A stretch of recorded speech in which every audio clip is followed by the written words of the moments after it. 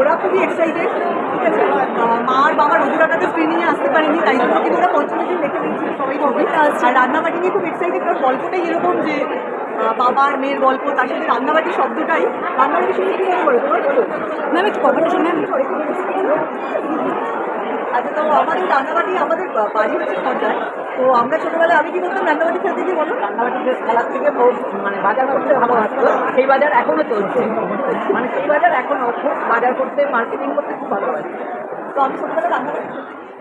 আচ্ছা, আপনি কি রান্না ভালোবাসেন কিন্তু রাঁধতে পারেন না, কিংবা খুব মন খারাপ নানা কারণে একদম বিধ্বস্ত হয়ে আছেন, কোনো কারণে কোনো সম্পর্কের মধ্যে কোনো কিছু ওয়ার্ক করছে না, চলে যান রান্নাবাটি দেখতে। প্রতিম ডি গুপ্তর পরিচালনা, অসাধারণ একটি সিনেমা। সিনেমা দেখতে গিয়ে রান্না শিখে বাড়ি ফিরবেন, একরাশ ভালো লাগা নিয়ে বাড়ি ফিরবেন।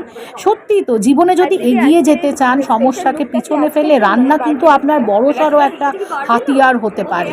সেটাই দেখিয়েছে এই সিনেমা। অসাধারণ অভিনয় এবং মন ভালো করে দেবে। কোথাও কোনো অনেক ক্রাইসিসের মধ্যেও অনেক অনেক বেরিয়ে আসার সমাধান পেয়ে যাবেন।